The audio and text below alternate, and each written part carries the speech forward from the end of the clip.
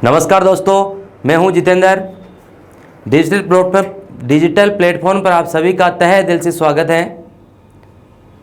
हम electrician theory की series में छठा लेसन पढ़ रहे हैं और छठे लेसन की आज हमारी दूसरी क्लास है। दूसरी क्लास जो थी, पहली क्लास जिसका नाम डीसी थ्योरी है, उसी में डीसी थ्योरी की ही दूसरी क्लास जो है अपन ले रहे हैं। नमस्कार, मैं हूं जितेंद्र। डिजिटल प्लेटफॉर्म पर आप सभी का तहे दिल से स्वागत है। इलेक्ट्रीशियन थ्योरी की सीरीज में हम डीसी थ्योरी पढ़ रहे हैं और डीसी थ्योरी की आज दूसरी क्लास है। पहली क्लास में हमने परिपथ में क्या होता है, परिपथ क्या होते हैं, कितने प्रकार के होते हैं, परिपथों का वर्गीकरण पढ़ा हमने। खुला बंद लघु सरण परिपथ क्या होते हैं, इनका कैसे हम पता लगा लेते हैं। इसके अलावा जो हमने ओम के नियम के बारे में पढ़ा कि ओम का नियम का प्रतिपादन क्यों किया गया, किस प्रकार से इसका सिद्धांत कार्य करता है और कौन कौन से इसके सूत्र होते हैं, ये सब चीज़ें हम पढ़ चुके हैं। आज हम पढ़ रहे हैं सबसे पहला टॉपिक आज का जो है हमारा, वो है किरचॉफ का नियम।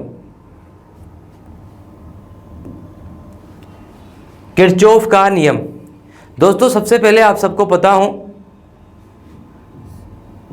1845 में वैज्ञानिक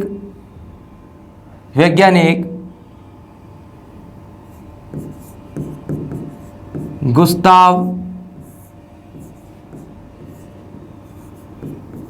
रॉबर्ट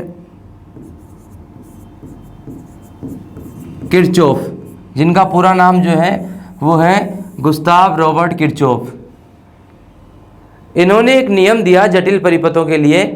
दोस्तों यहाँ पर जटिल परिपथों से मतलब क्या है, ये भी हमें सीखना है। किरचॉफ के नियम में अपन पढ़ते हैं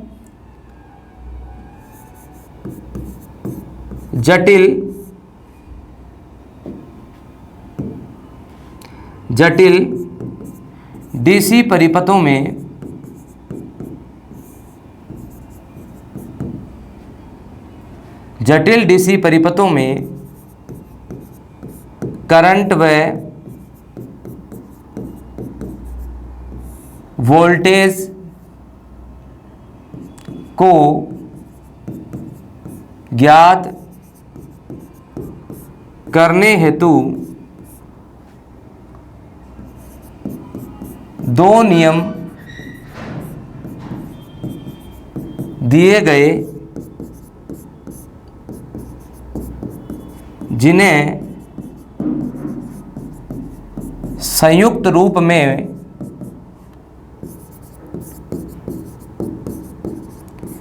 किरचॉफ के नियम कहते हैं।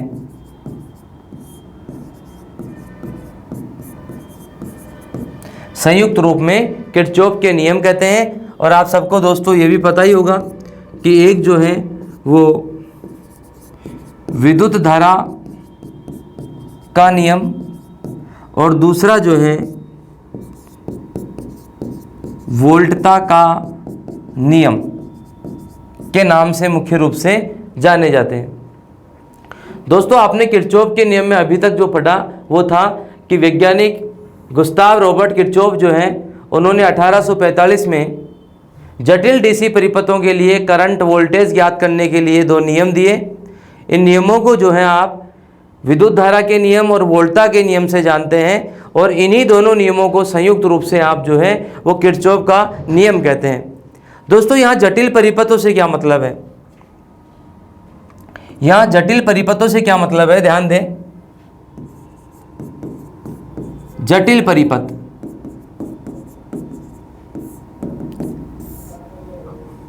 दोस्तों जटिल परिपथ से मतलब यहाँ ऐसे नहीं है कि बहुत सारे जो है वो रेजिस्टेंस जो है वो अलग अलग तरीके से जुड़े हुए हैं तो ये कोई जटिल परिपथ हो जाएगा।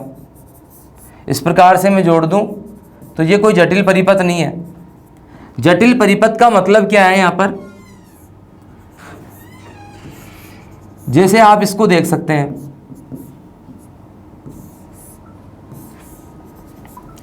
ये जो परिपथ हैं ये जटिल परिपथ हैं। जटिल परिपथ की जो हम परिभाषा पढ़ रहे हैं उसमें कह सकते हैं, जटिल परिपथ की परिभाषा में कह सकते हैं कि जिसमें 2 या 2 से अधिक स्रोत लगे हुए हों वो परिपथ क्या है अपना, जटिल परिपथ है। तो जिसमें 2 या 2 से अधिक स्रोत होंगे वो जटिल परिपथों की श्रेणी में आएगा। और ऐसे परिपथों में प्रत्येक की करंट ज्ञात करना, कुल करंट ज्ञात करना, प्रत्येक पर वोल्टेज ड्रॉप ज्ञात करना, प्रत्येक पर करंट ज्ञात करना, ये सब जो कार्य होंगे वो आपके किरचॉफ के जो 2 नियम हैं, विद्युत धारा का नियम और वोल्टता का नियम है, उनसे हम ज्ञात करेंगे। तो इसलिए कहा गया दोस्तों कि जटिल परिपथों में, तो जटिल परिपथ का मतलब आप समझ गए, इधर वाला जो था वो जटिल परिपथ था। क्यों था परिपथ जटिल? क्योंकि उसमें स्रोत जो थे वो 2 या 2 से अधिक लगे हुए हैं। जबकि इसमें आप देख सकते हैं यहाँ स्रोत एक ही लगा हुआ है, चाहे रेजिस्टेंस चाहे किसी प्रकार से जुड़े हुए हों, वो कोई मायने नहीं रखते। क्योंकि जिसमें स्रोत एक है उसमें अपन आसानी से ओम का नियम लगा सकते हैं। तो अपन ये भी कह सकते हैं कि जिनमें ओम के नियम के द्वारा करंट वोल्टेज की गणना कठिन हो,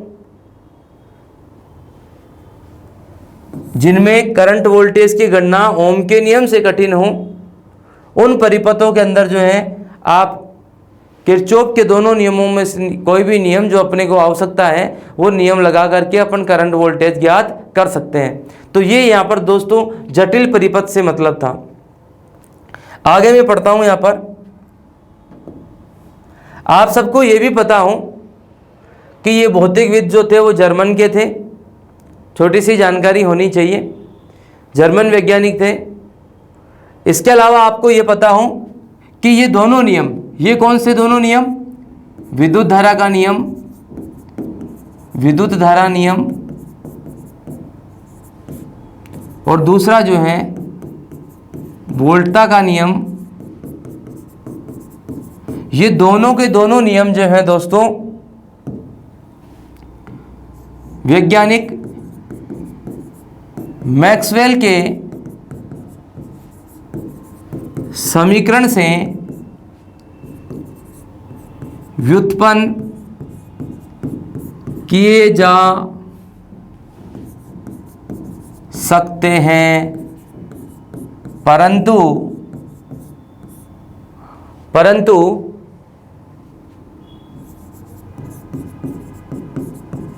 किरचॉफ ने इनसे पहले प्रतिपादन किया था। दोस्तों आप सबको ध्यान होना चाहिए, कई बार ऐसा पूछ ले, मान लो आपसे ऐसा पूछा जा सकता है कि किरचॉफ का नियम जो है वो किससे मिलता है, या कौन इसकी अनुशंसा करता है या अनुसरण करता है। तो जाहिर सी बात है आप कह सकते हैं कि मैक्सवेल के जो समीकरण हैं उनसे आप इनको व्युत्पन्न कर सकते हो। लेकिन मैक्सवेल जो है उसने क्या किया था, बाद में आया, इससे पहले किरचॉफ इनको ज्ञात कर चुका था, दोनों नियम दे चुका था। आगे फिर हम बात करते हैं दोस्तों,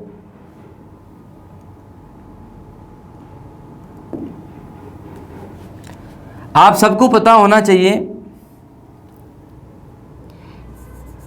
कि जो किरचॉफ के नियम हैं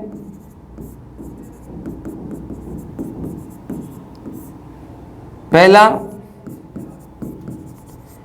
विद्युत धारा का नियम और दूसरा जो है वोल्टता का नियम। दोस्तों यहां पर आपको बताया जा रहा है कि किरचॉफ के नियम के अन्य नाम, बिल्कुल दोस्तों किरचॉफ के नियम के बहुत सारे नाम हैं। जैसे विद्युत धारा नियम जो है उसको आप बिंदु या बिंदुता का नियम भी कहते हैं। इसे आप केसीएल नियम भी कहते हैं, यानी किरचॉफ्स करंट लॉ। केसीएल का मतलब किरचॉफ्स करंट लॉ। इसी प्रकार से आप इसे संधि नियम भी कहते हैं। संधि नियम जो दोस्तों नाम है वो भी इसी का ही है। इसके अलावा जो है आप इसको जंक्शन नियम के नाम से भी जानते हैं। जंक्शन नियम। इसके अलावा दोस्तों डीएमआरसी में एक बार पूछा गया तो प्रथम नियम भी इसे ही कहते हैं, यानी कि आपको यह भी पता होना चाहिए कि प्रथम नियम किसे कहा जाता है। तो प्रथम नियम भी, तो देखो दोस्तों, विद्युत धारा का नियम, बिंदुता या बिंदु का नियम, या केसीएल नियम, या संधि नियम, जंक्शन नियम, प्रथम नियम, धारा नियम, एक ही बात है। विद्युत धारा कह दो, कई बार इसको शॉर्ट में धारा नियम भी कह देते हैं, एक ही बात है सब। दोस्तों आपको यहां पर एक चीज और पता होनी चाहिए,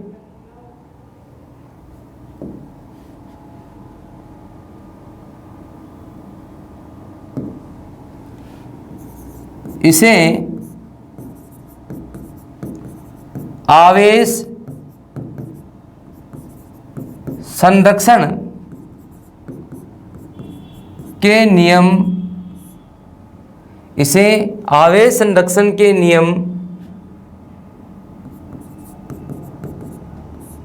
नियमानुसार माना जाता है। पूछ ले आपसे कि विद्युत धारा का नियम जो है वो किसकी तरह है, तो आपको पता होना चाहिए कि इसे आवेश संरक्षण के नियम के अनुसार क्या है अपन जानते हैं। इसके अलावा मैं बात करूं वोल्टता के नियम की, तो वोल्टता के नियम में देखो दोस्तों क्या क्या हो सकता है। वोल्टता के नियम को आप एक तो मेष का नियम कहते हैं,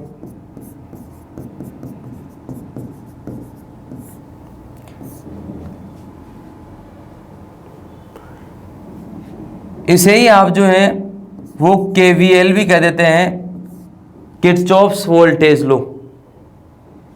इसके अलावा इसे आप द्वितीय नियम,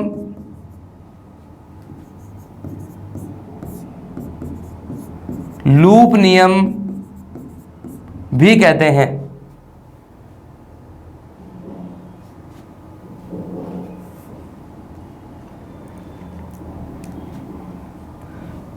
इसको नोड नियम भी कहा जाता है कई बार।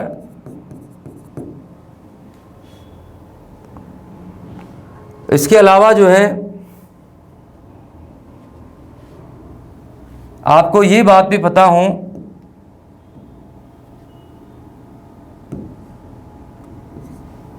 कि इसे ऊर्जा संरक्षण, इसे ऊर्जा संरक्षण के नियमानुसार माना जाता है।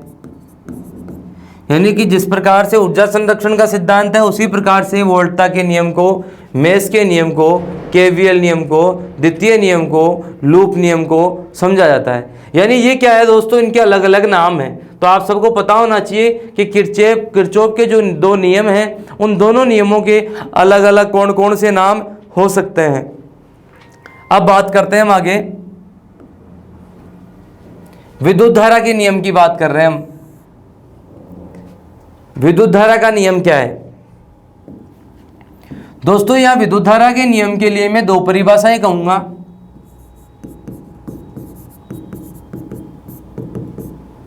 पहली परिभाषा में मैं कहूंगा कि संगम पर विद्युत धाराओं का बीजगणितीय योग शून्य होता है। संगम पर विद्युत धाराओं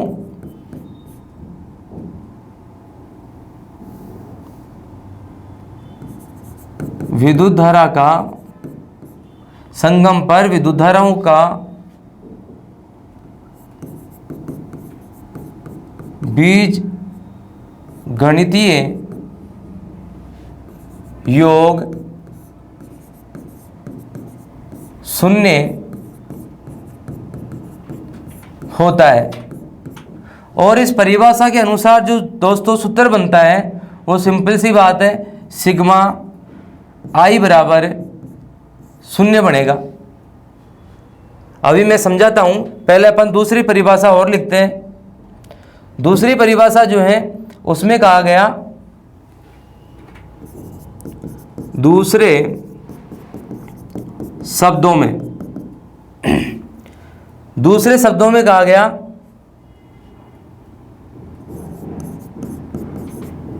संगम पर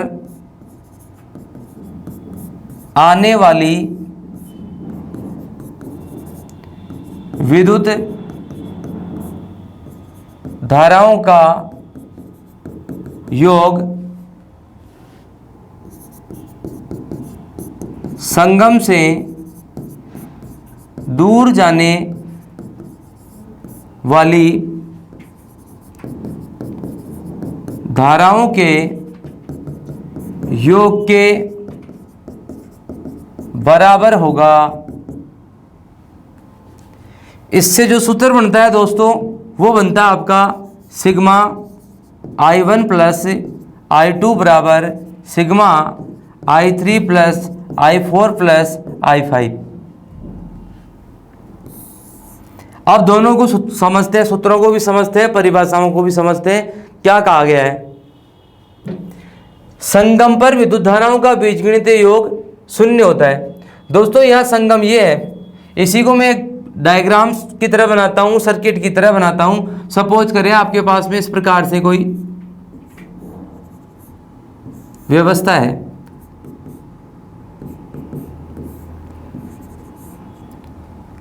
अब मान लो यहां से करंट आई, इसको अपन मुख्य स्रोत माने तो यहां से मान लो करंट आई। अब यहां से जो करंट आएगी, ये जो करंट आई वो इधर आकर के दो रास्तों में बटेगी, सीधी सी बात है। यहाँ आने के बाद में इधर भी जाएगी और इधर भी जाएगी। तो यहां पर दोस्तों ये संगम है, तो यहां संगम के ऊपर बीजगणितीय योग जो होना है वो तो क्या होना है? शून्य। क्यों? क्योंकि मान लो इधर से I current I1 plus I2, यानी कि I1 मान लो अपने पास में 4 थी और I2 यहाँ पर 2 थी, तो टोटल कितनी आई दोस्तों? 6। तो यानी कि 6 एम्पियर की करंट आई यहाँ पर। लेकिन उस 6 में से I1 तो ऊपर चली गई यानी कि 4 तो, और I2 जो है वो नीचे आ गई यानी 2। तो दोस्तों यहाँ संगम पे तो क्या बचा? 0, क्योंकि संगम पे आई कितनी थी? 6, लेकिन 4 चली गई ऊपर और 2 आ गई नीचे। इसका मतलब यहाँ पर तो क्या बचा? 0। तो यही तो बात बताई गई है यहाँ पर कि संगम पर विद्युत धाराओं का बीजगणितीय योग क्या होता है? शून्य। मैं इसी चीज को ऐसे भी तो कह सकता हूं कि संगम पे जितनी विद्युत धारा आई उतनी ही गई। तो आई कितनी? 6, गई कितनी? 4 और 2 6। तो इसीलिए यहाँ पर दूसरी परिभाषा जो है वो बनी कि संगम पर आने वाली विद्युत धाराओं का योग संगम से जाने वाली विद्युत धाराओं के योग के क्या होता है? बराबर होता है। जैसे मैं यहाँ पर उदाहरण देकर के इस प्रकार से समझाऊं आपको कि ये आपका कोई सर्किट था, इस प्रकार से आपका कोई सर्किट है दोस्तों। यहां से आप देख सकते हो 1 2 3 4 और 5 है। तो 5 में से जो है, इस डायग्राम को मैं इधर और बढ़ा देता हूं, इस प्रकार से मान लो ये कोई सर्किट जुड़ा हुआ था अपना कंप्लीट। अब यहां देखिए आप, करंट इधर से भी आ रही है, इधर से भी आ रही है।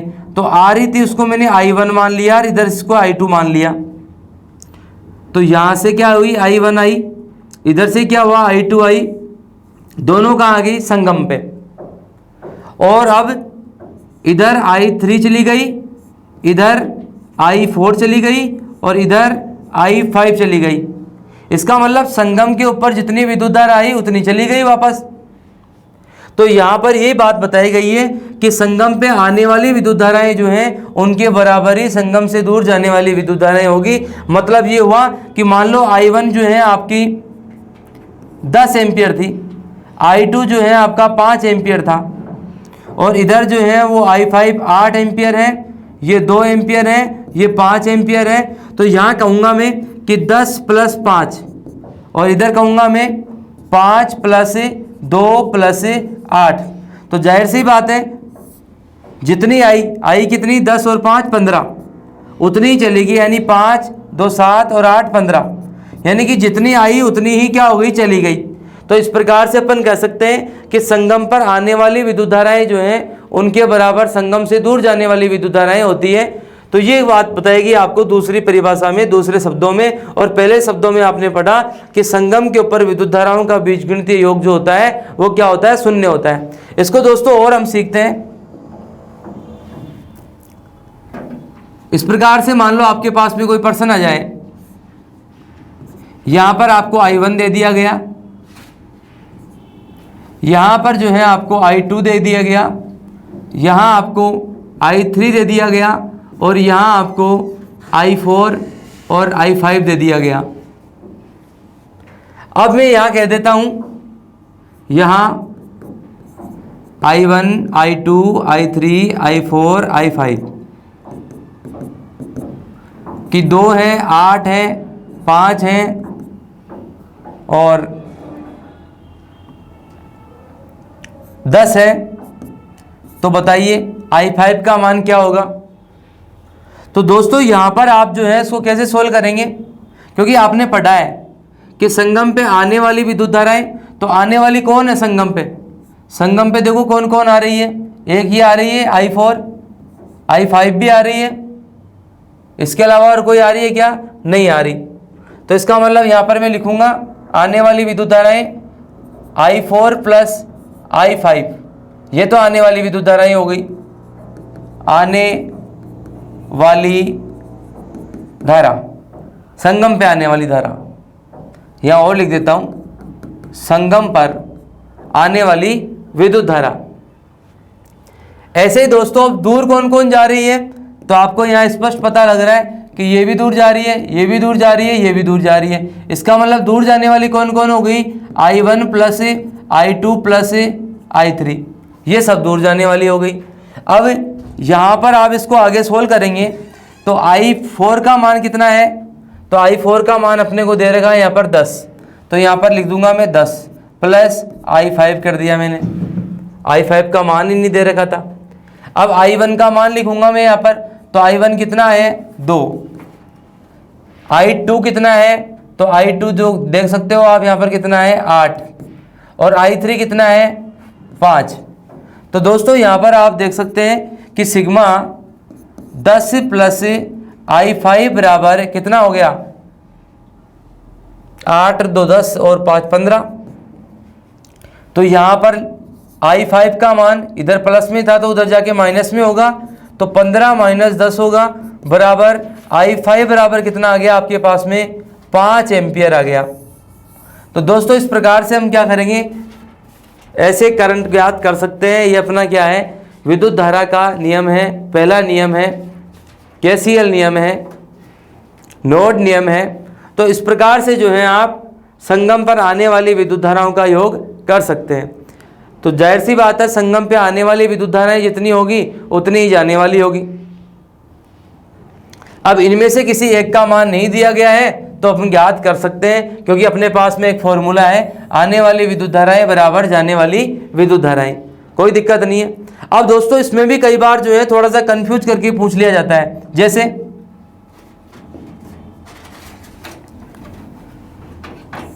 मान लो ये आपके पास में कोई सवाल दे दिया गया,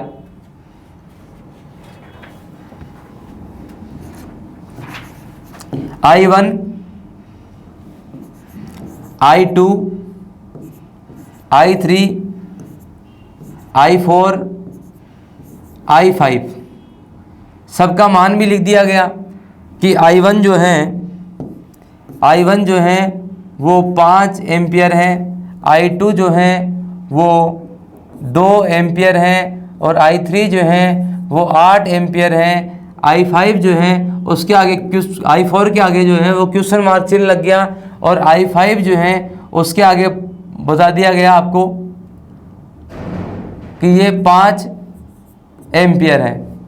अब दोस्तों क्वेश्चन क्या है, क्वेश्चन में आता है आपके पास में, क्वेश्चन बनकर के आया आपके पास में, संगम पर विद्युत धारा का मान होगा, और इस प्रकार से क्वेश्चन मार्क चिन्ह लग करके आपके पास में क्वेश्चन आया और फिर ऑप्शन दिए गए आपको। Option A 5 ampere, option B 8 ampere, option C 10 ampere, option D 0 ampere और ऑप्शन ई, क्योंकि बिजली बोर्ड में अपने जो हैं वो 5 आया करते हैं, 5 ऑप्शन आया करते हैं। ऑप्शन ए सभी गलत। इस प्रकार से दोस्तों आपके पास में 5 ऑप्शन आ गए। अब अपन लोग क्या करते हैं जल्दीबाजी में, यहाँ पर क्या है, इस चित्र को देखते हैं और इस चित्र को देख करके अपने को पता लगता है कि यहाँ पर क्या पूछा गया है कि I4 का मान के आगे क्वेश्चन मार्क चिन्ह लगा रखा है। तो अपन क्या करते हैं, I4 का मान निकालने लग जाते हैं और सूत्र लगाया आपने, सिग्मा I1 प्लस I2 बराबर सिग्मा I3 प्लस I4। इस यहाँ पर वो लगा दिया मैंने I3। इस प्रकार से जो है आपने सूत्र लगाया और लिख दिया आपने कि I1 कितनी थी, 5 थी, I2 कितना था, 2 था, I3 कितना था, 8 था, और यहाँ पर जो है I4 का मान जो है अपने पास में वो पता नहीं है, तो यहाँ लिख दूंगा मैं I4, और यहाँ I5 का मान आप लिखेंगे तो लिख देंगे 5, और फिर करेंगे आप I4 बराबर 15 माइनस 5, और I4 का मान जो है आप 10 एम्पियर निकाल देंगे दोस्तों, और 10 एम्पियर जो है आपको यहाँ ऑप्शन में भी मिल जाएगा। लेकिन दोस्तों ये गलत है। क्यों?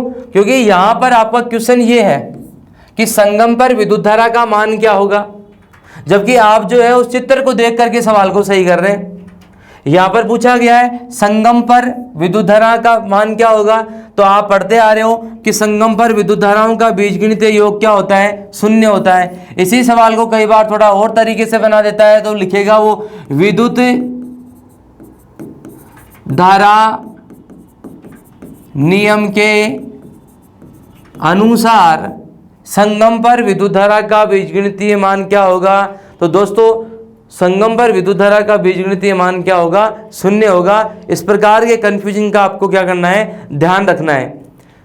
आगे फिर हम बात करते हैं, ये जो सवाल अपन ने करे हैं दोस्तों, ये प्रथम नियम से करें अपन ने, विद्युत धारा का जो प्रथम नियम है उसके अनुसार आपने ये सवाल किए हैं। अब आगे देखते हैं,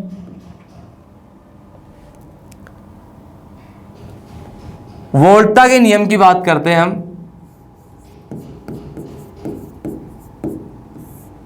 वोल्टा का नियम,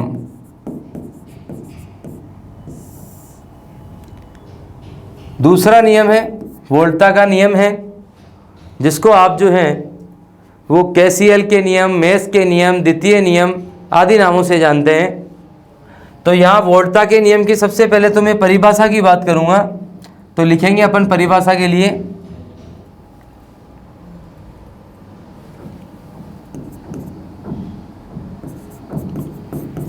परिपथ के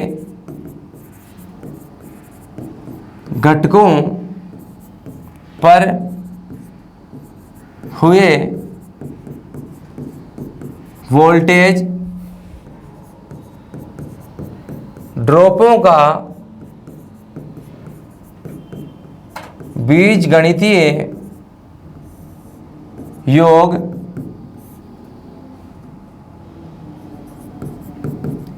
आरोपित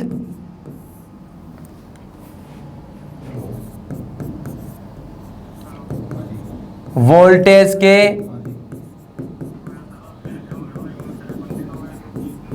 बीजगणितीय योग के बराबर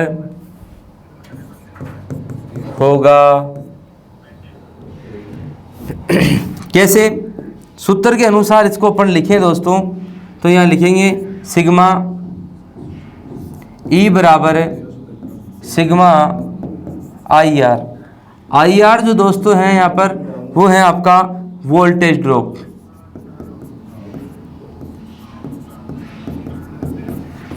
और ये इधर जो है आपका वो है आरोपित ईएमएफ। तो आरोपित ईएमएफ जो है उसके बराबर ही वोल्टेज ड्रॉप हो सकता है, इससे ज़्यादा कैसे हो सकता है।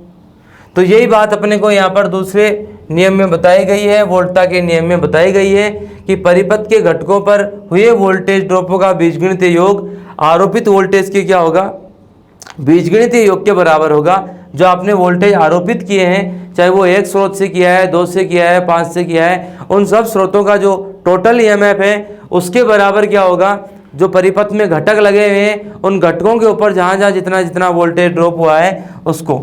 अभी समझते हैं अपन आगे इसको कैसे।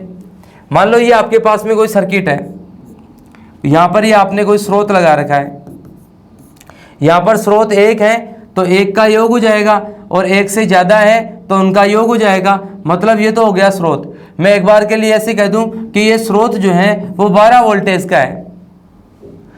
अब देखो दोस्तों, इस सर्किट में आप देख सकते हैं किस प्रकार से ये सर्किट जो है, इस सर्किट में 2 घटक है। एक आप R1 कह रहे हैं, एक घटक जो है उसको आप R1 कह रहे हैं और दूसरा जो है उसको आप R2 कह रहे हैं। तो जाहिर सी बात है दोनों घटकों की यदि रेजिस्टेंस बराबर हुआ तो बराबर बराबर वोल्टेज ड्रॉप हो जाएगा, यदि अलग हुआ तो उनके रेजिस्टेंस के हिसाब से वोल्टेज ड्रॉप हो जाएगा। तो मैं एक बार के लिए मानता हूं कि दोनों बराबर है, और बराबर है तो जाहिर सी बात है 6 वोल्टेज यहाँ ड्रॉप होगा और 6 वोल्टेज यहाँ ड्रॉप होगा। तो यहाँ पर दोस्तों मैं ये लिखने वाला हूं कि सिग्मा ई बराबर सिग्मा आई आर।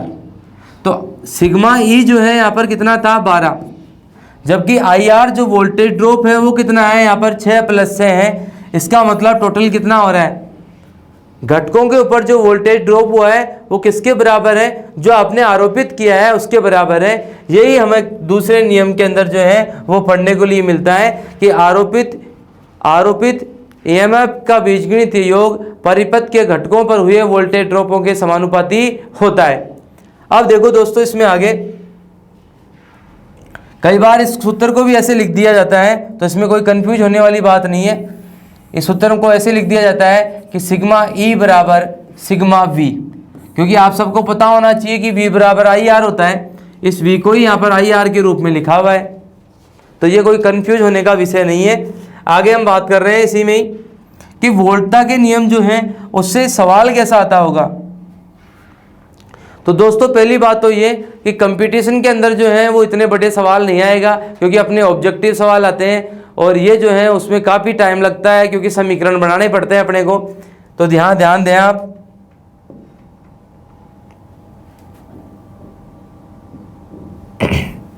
मान लो आपके पास में ये सवाल है,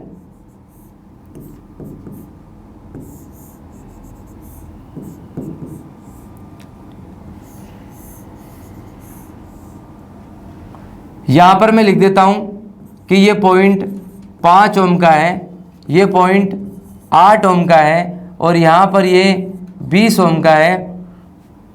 ये 10 वोल्टेज है और ये मान लो 12 वोल्टेज है। दोस्तों इसके कई तरीके हो सकते हैं। आप जो है किरचॉफ के दूसरे नियम के अनुसार जब सवाल करते हो उसके कई तरीके हो सकते हैं, लेकिन जो सबसे साधारण जो तरीका अपन काम में ले रहे हैं वो क्या है,